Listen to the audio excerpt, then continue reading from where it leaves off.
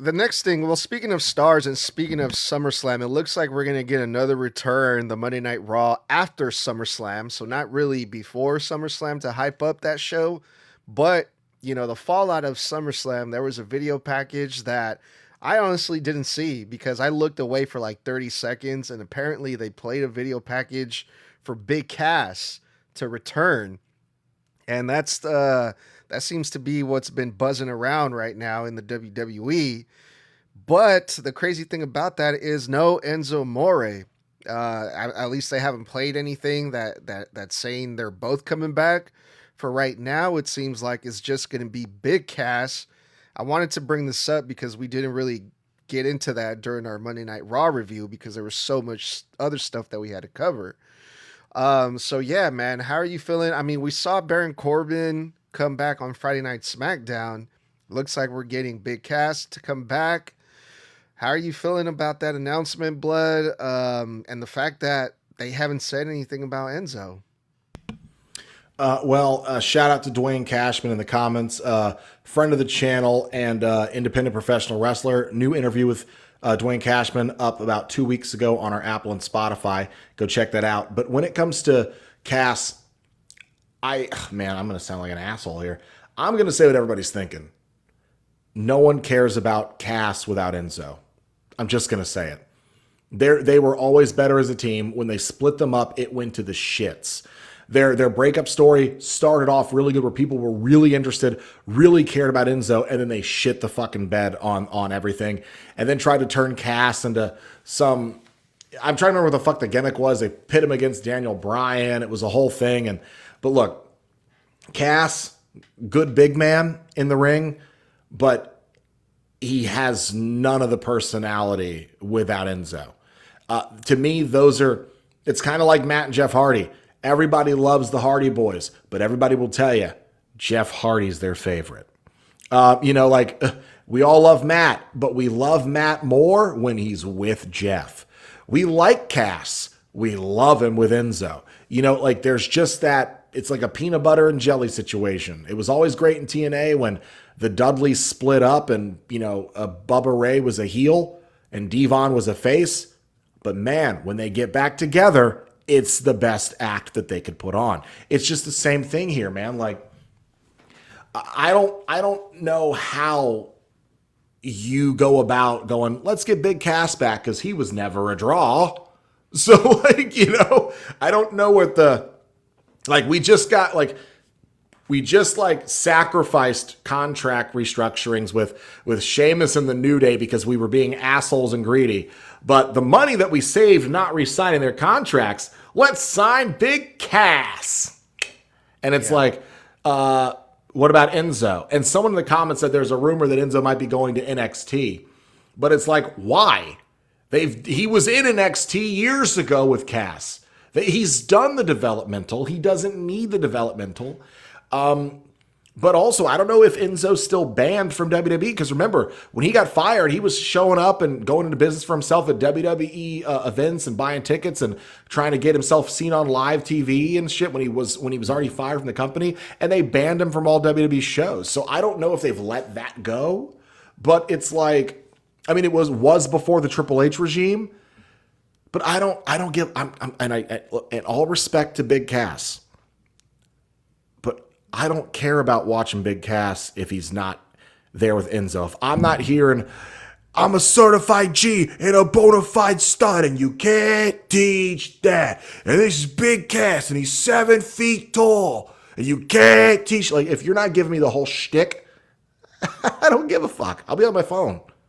Yeah, well, this is what I'm thinking. I'm looking at things from the other side too, because there's a lot of people that felt that same way about Enzo. Like, oh, Enzo, he was never really that good in the ring. Yes, he can talk, but no one really cared about Enzo without Big Cass. And me, from the very limited amount of time that I was able to see Big Cass, Big Bill in AEW, he's gotten in a lot better shape. He looks really good. He's cleaned up his act. He's healthy. And now he's coming over to the WWE, right? Which we've seen a lot of people that come from AEW to WWE that they really shine in WWE. Like people like Penta, Ethan Page is doing great. Ricky Saints, I think, is doing phenomenal as well. Jade Cargill's being presented and pushed in a completely different way in its own WWE way. So I think this new version of Big Cass by himself as a singles competitor with a WWE presentation, I think they can build up a fucking monster star in Big Cass in the year of 2026. But also, I'm not putting it like I don't want to see Enzo and Big Cass together in the WWE again. But we've seen them do this before. The WWE, now, speaking of the Lucha Brothers, when Penta and Rey came in, everyone thought we're going to see the Lucha Brothers together, but that hasn't happened. They've been singles competitors. He's an Intercontinental Champion. He's winning all these matches. We don't know when we're going to see the Lucha Brothers together yet. Maybe this year. I don't know. It's been a while. But I also wouldn't be against, let's see what they can do separately and make the people wait for Enzo and Big Cass to come together in one big moment. I disagree with you only because, one, Enzo was a mediocre to okay wrestler at best. Cass did majority of the wrestling. Enzo did most of the bumping. Because he can sell, and he can wrestle, but he doesn't move like Cass. He's nowhere near as athletic as Cass. They knew how to cover for the other's weaknesses. That's like how Jeff Hardy is not a great wrestler. He's great at spots, and he's great at the drama, and he's great at selling, and he's great at making you believe in him. Matt was always the better wrestler, but Matt didn't have the personality. Jeff had the personality. They make up for their weaknesses. With Enzo and Cass, it's different with the Lucha Brothers, right? Or the Lucha Bros, because you could argue Rey Fenix and Penta are actually maybe one of those few exceptions to the rule, like D-Generation X, that are better separate than they are when they are together. Like DX was fun and great in the Attitude Era, and it was entertaining in the PG era, 2009 and 8 to 10. It was very entertaining. But they were not their best selves. Like, you see them together and they're losing to fucking R-Truth and The Miz. But then, half a year later, we're getting a 5-star classic between fucking Shawn Michaels and The Undertaker taking each other to the limit 2 years in a row. Come on. They're better separate. Enzo and Cass, they're much better together. I think separately, they don't tick any boxes that anybody genuinely cares about outside of this one's a great talker and that one's got the look and size. But this one doesn't have the personality or the ability on the mic that the other one does. And this one's got the mic skills, but he's nowhere near as good in ring as this one. They do need each other to kind of complete that puzzle, because sometimes in pro wrestling, I'm sorry, you are always going to be a better talent sometimes when you're a part of a unit or a group. The New Day, who just got released, Kofi was great on his own. He's even more entertaining in the New Day. Xavier Woods was floundering and his career was dying when he was solo. Together with the New Day, he's a household name.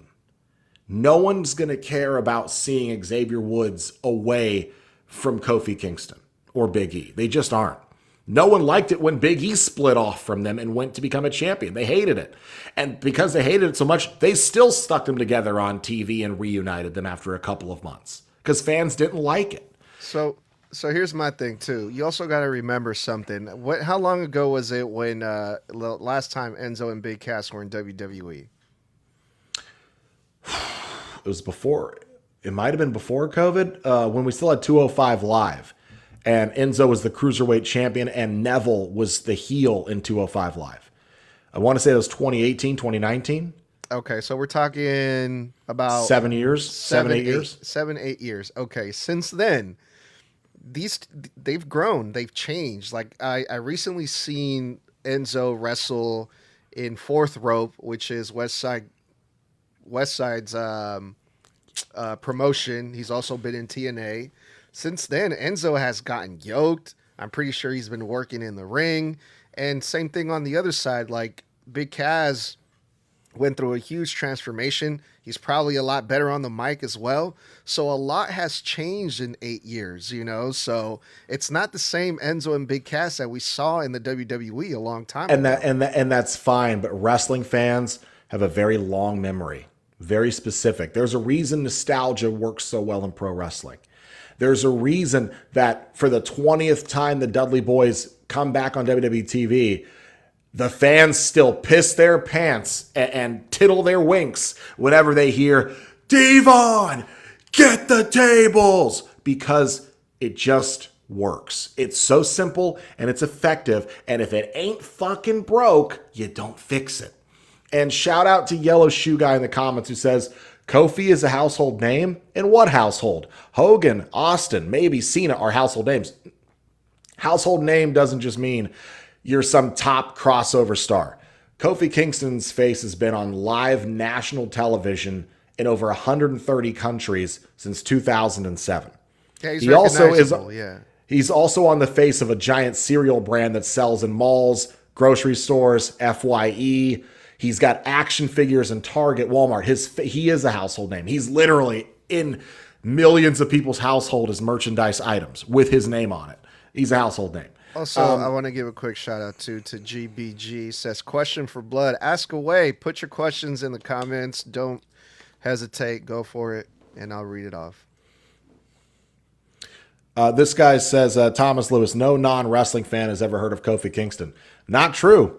My mom does not know a goddamn thing about wrestling. She's 73, and she's white as cream cheese on copy paper. I'm adopted. But the point is, she don't know shit about anything sports. She does know Kofi because she used to watch me watch wrestling with my friends 15, 20 years ago on pay-per-views and would walk in behind me to check in on us. And she'd go, oh, he's cool. Is he Jamaican? Oh, he's athletic. And then now she knows who Kofi is because she asked me a couple years ago, what are booty O's?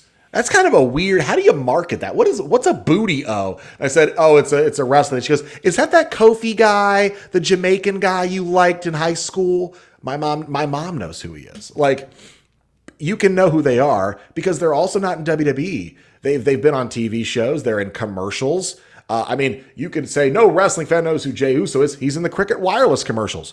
No one knows who Bianca Belair and LA Knight are. They're in Slim Jim commercials. Okay, like, I mean, fucking what's her name? Tiffany Stratton and Bronson Reed. They're on what's that internet service? The really shit one, Xfinity commercials. Those are national commercials. They're not even WWE. Like, plus, you know who they are. Not to mention all the extracurricular activities, events that they do outside the WWE. They do a lot of outreach charities. Charities, golf. The Miz is in a national golf tournament right now. Yeah. Like, he just sunk a hole in one like 2 days ago. That went viral. Well, they do a lot of those baseball games where they do they throw the first pitch and shit like that, you know? Yeah, they're like tax commercials. Shout out to ABCs. There's tax commercials where Stephanie Vaquer and Penta are singing a musical while they do their taxes. National, like, people know who these people are. You see a commercial 20 times, kind of hard to forget. Like, guess what, man? 20 years later, I still know the 25 years later, I still know the jingle to Moon Shoes, Moon Shoes. Some shit just stays with you. You just know who people are. Yeah. Well, yeah, that's it's going to be exciting to see what they do with Big Cass. Man, it's sounding like they're going to give Big Cass a solos run, which I think would be great because he's a monster, man. Like, I feel like WWE is missing big guys like that. The only one that really comes to mind right now is Tala Tonga, and it's like... I think, honestly, WWE has plenty of big guys. That's where I disagree. In fact, I think the big guy thing is starting to get played out in WWE. I mean, big guys, right? You got Tala Tonga, yes. You have Big Cass if he comes back. But there's guys like... Omos is in AAA. He's not in the main roster. True, but he still signed to WWE. What's a big guy to you? Because in WWE, in pro wrestling, a small guy is still considered 6'2", 6'3". That's considered a small guy. I'm thinking like Tonga and Omos. What other guys Drew in the McIntyre WWE do we have like that? Drew McIntyre's like 6'6". But he's not presented like as a big guy like Tonga or Omos is. Okay. Obafemi's like what, 6'4", 6'5"? Obafemi, he's like 6'5", I think. Logan Paul's like 6'4". What is a big guy? Are you talking like giants? Yeah. Or are you talking big guys? Like presented as a giant again, like Tonga and Omos. Oh, well then, yeah, but I think it depends, right? Because we're so far past that where the athleticism has dwarfed the showman's aspect of, the 90s, early 2000s, late 80s wrestling, where it was all about being a body guy and the mass, like those guys aren't durable in pro wrestling because half of them can't move correctly after a few years. Like it took Braun Strowman forever to get the hang of this. Khali never got the fucking hang of this. Big Show was an athletic freak doing drop kicks in WCW off the top rope. He's one of the few that stand out, but it's very rare that you get a giant that you can do a lot beyond just punch and kick and toss with, to where unless you get their character over in a way that the fans really gravitate to, they very quickly stop caring. Like Andre the Giant was a freak of nature, so he was alluring. The Big Show at the beginning, freak of nature. Then they turned him to a comedy gimmick. Kane was insanely scary, so he was great. Undertaker, scary, presented great. But when you get to Khali, and he can barely fucking move, you don't want all those giants in a land of pure athleticism in modern day, because there's nothing you can do with them. Tonga is barely more mobile than the Great Khali. But that's what I'm saying. Big Cass, because he's gone through this like transformation. He's in phenomenal shape. He can be presented as a giant, but also he can move. And I want to give a quick shout out to Will Chisholm 379.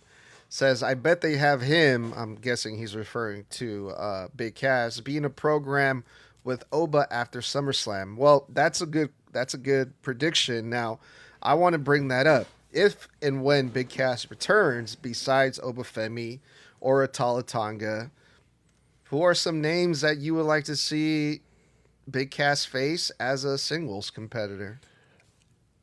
I respect Big Cass, and I don't want to shit on anybody's career at all. Okay, look, I'm one of the boys, or I used to be. I feel like when you're one of the boys, you never stop being. But as a former pro wrestler, I don't like shitting on other pro wrestlers. I really don't, because I know what the business is like. I know it's a pain in the ass. I know it sucks. I know it's hard. I know it hurts every fucking day. And when I look at Big Cass, I don't see a big star. I'm going to be honest here. I'm going to say something that's going to sound really mean, and it's not meant to, because I do have respect for him.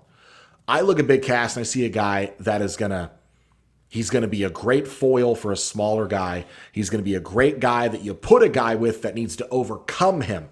I see Big Cass feuding with the Dragon Lees of the world. Maybe a Rey Mysterio. Oh, let's put Penta up against him for a while. Let's throw him on SmackDown and give Sami Zayn a few months or a few weeks of headache. I don't see him in a main event with Roman Reigns or Cody Rhodes or CM Punk. I don't see him I see him getting, for fuck's sakes, if they make him a babyface, I see him getting fed to Braun Breaker. Like, I don't look at Big Cass and go, WrestleMania 43 in Saudi Arabia, Big Cass versus the Tribal Chief, the OTC, Roman Reigns. It's never, in WWE 2K26, sure. On a premium live event, on a mega PLE, no. I see him being mid to upper mid card for at least the first year he's in the company, until they somehow figure out a way to fuck him up, or it's not working, or attitude, or his drinking problems, or anything that got him fired the first time. If that rears its ugly head and he shoots himself in the foot, or Or the ultimate, most honest way this goes wrong, WWE fucks him up because they don't know how to write him into anything other than mid-card shit. Look, I mean, you have Tala Tonga, right? What's he done for a year? No personality, never cuts a promo. I don't think I've ever heard his voice, okay? And he stands behind Solo or Tama, and he does nothing but kick some ass and then gets his ass kicked. Like, that's all he does, and he's been here a year. A year. Yeah. Okay. Well, I'm hopeful, dude. I'm hopeful because Big Cass has the fact that he's been in the WWE before. People are going to recognize him, and a lot of people haven't seen him in a long time. So I'm hoping that I think he gets a monster pop. Well, yeah. Not only that, I think he gets a monster pop. Yeah, but not only that, but you know, he comes in, and I hope he comes in strong, and I hope that they put him in something meaningful, because I do believe that, because again, I've seen Big Cass and I've seen what he was doing in AEW, and it kind of felt like, oh man, he could be so much better in AEW. So I'm hoping the WWE sees that or saw that, like, damn, like we could do a lot of great things with him now. And I hope that's what happens, but we'll see. Here's what I'm worried about.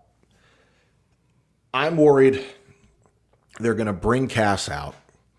The fans are going to be happy to see him, the ones that are still going to remember him, because WWE's priced out a lot of the real fan in favor of the casual fan. And I genuinely think that it's going to take all of 30 to 45 seconds, and the crowd are going to be waiting, and they're going to start chanting, Enzo, Enzo, Enzo, Enzo. And it's going to completely, in my opinion, deflate Big Cass's moment on returning. Because the fans are going to think, because they see Big Cass, they expect Enzo. They expect it. If you're a wrestling fan and you watch the independents and you see their stuff on TikTok, they're together a lot of the time. Fans expect it. So if he comes out and Cass and Enzo's not with him, I think fans automatically lose interest. I genuinely do. Unless you have him debut and he just mollywop beats the ever-loving piss out of Roman Reigns, or on Monday Night Raw, or debuts on Obafemi during his fucking blackout part of the entrance where he's doing this in the ring, and just this big-ass figure jumps from behind, stomps the shit out of him, puts him on the table, beats his fucking ass down. I don't think you do anything short of that, fans forget about him in a week. He becomes he becomes a returning Rusev. Right, no one cares. We'll see what happens with that. I disagree 1,000%, but I'm hopeful. I've seen it too many fucking times before. I did see your question though, GBG.